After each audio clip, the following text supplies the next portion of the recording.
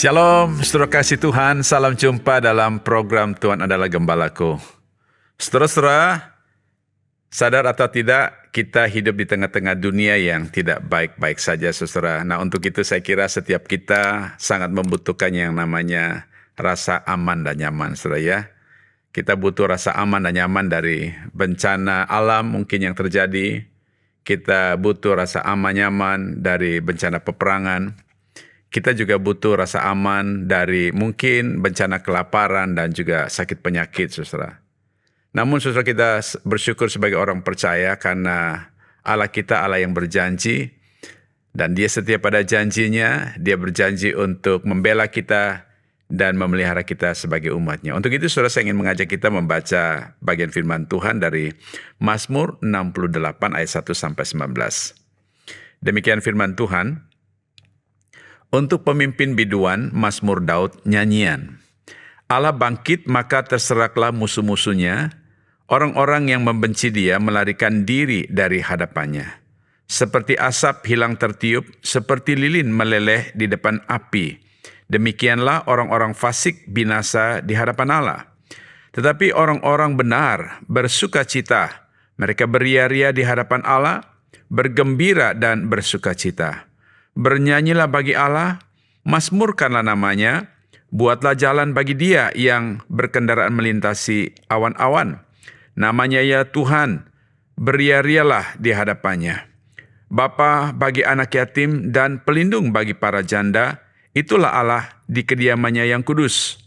Allah memberi tempat tinggal kepada orang-orang sebatang kara.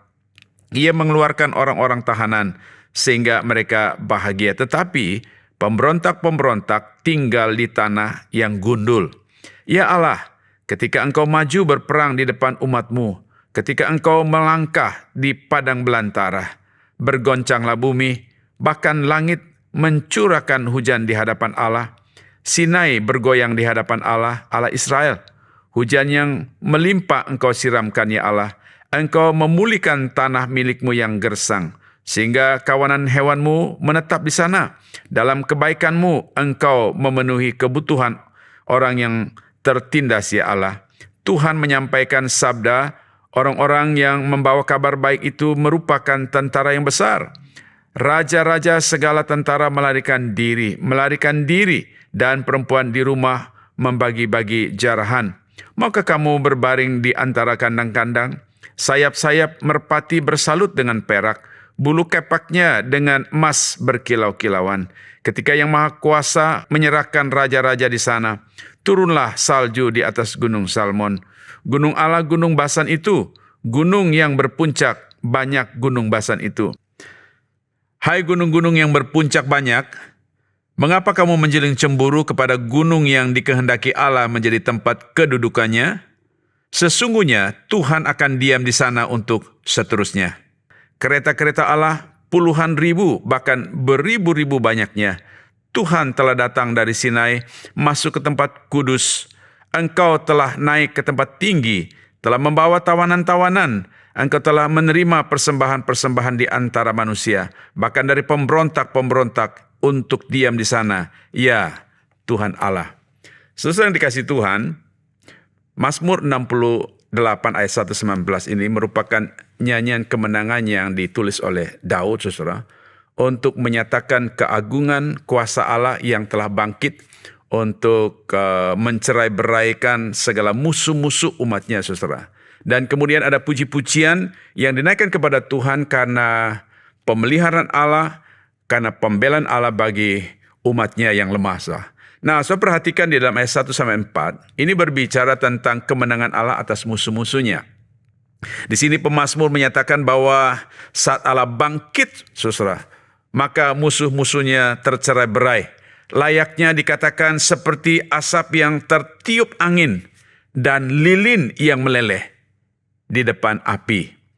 Lalu saudara, di sini pemazmur mengajak umatnya bersuka cita karena kemenangan yang Allah kerjakan, Allah lakukan terhadap orang-orang fasik itu, saudara.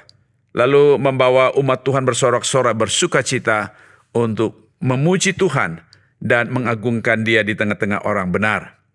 Nah, saudara, ayat yang kelima sampai 11 ini, setelah Allah memberikan kemenangan kepada umatnya, ketika Allah sudah mengerjakan karya untuk melepaskan umatnya dari ancaman musuh-musuh, saudara, di sini Allah tampil menyatakan dirinya, memperkenalkan diri sebagai pembela dan pemelihara umatnya, saudara. Nah, untuk itu, saudara, di sini umat Tuhan diajak untuk bersorak-sorai, untuk meninggikan nama Tuhan, saudara ya. Menarik sekali kata Tuhan di sini dalam huruf kapital, itu biasanya diterjemahkan dari kata Yahweh. Artinya adalah yang ada. Sebelum segala sesuatu ada, dia sudah ada. Dan segala sesuatu ada itu karena dia yang ada, saudara. Dia ada dari awal, dia terus-menerus ada sepanjang masa, bahkan di masa yang akan datang pun dia tetap ada. Dan dia, saudara, dikenal sebagai Bapa yang baik terhadap anak yatim piatu. Dia adalah Allah yang juga melindungi para janda, dan bahkan di sini digambarkan dia sebagai pribadi yang memberikan tempat tinggal kepada mereka yang sebatang kara, saudara. Nah, saudara, di sini pemazmur mengenang kembali tentang tindakan dan perbuatan Allah, bagaimana Allah memelihara umatnya di masa lampau. Tuhan memberikan hujan kepada mereka, Tuhan memelihara mereka dengan ajaib ketika mereka berada di padang gurun, saudara. Nah, saudara yang dikasih Tuhan, ini merupakan bukti bagaimana Allah itu Allah yang setia pada janjinya untuk memelihara umatnya dan juga membela umatnya, saudara. Nah, ayat 12-19, saudara, ini merupakan perarakan kemenangan Allah, saudara ya. Ini adalah berita kemenangan yang dinyatakan oleh pemazmur di sini, saudara, sebagai orang-orang yang telah mengalami kuasa Tuhan. Dia katakan Tuhan memberikan firman-Nya, dan firman-Nya itu, saudara, menghasilkan kemenangan besar. Kenapa, saudara? Karena ketika Tuhan maju berperang, saudara, oleh firman-Nya dikatakan musuhnya itu lari terbirit-birit, saudara ya. Nah, saudara, ini merupakan bagian yang penting sekali di mana pemazmur menyatakan kuasa dan keagungan Tuhan itu, saudara. Dia memberikan pertolongan kepada umatnya dan dia menaklukkan segala musuh-musuh. Sebuah gambaran tentang kemenangan besar yang Allah berikan bagi umatnya, saudara. Kemenangan Allah yang besar, dia melintasi berbagai wilayah dan menaklukkan raja-raja yang besar. Nah, saudara yang dikasih Tuhan, hari ini memang kita tidak seperti bangsa Israel ketika itu menghadapi musuh yang kelihatan secara fisik, tetapi hari ini kita menghadapi musuh yang bersifat rohania, saudara ya. Kita tidak menghadapi musuh lahiriah, tetapi kita menghadapi musuh rohania.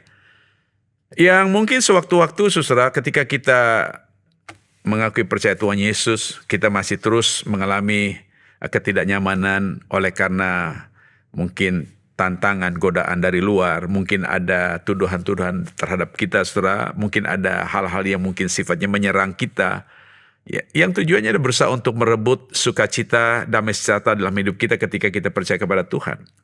Nah, saudara, ketika engkau berada dalam situasi semacam ini, ingatlah bahwa ketika Yesus Kristus mengerjakan karya keselamatan bagi engkau dan saya, Dia Allah yang tidak membiarkan engkau berjuang sendiri. Dia Allah yang bertanggung jawab.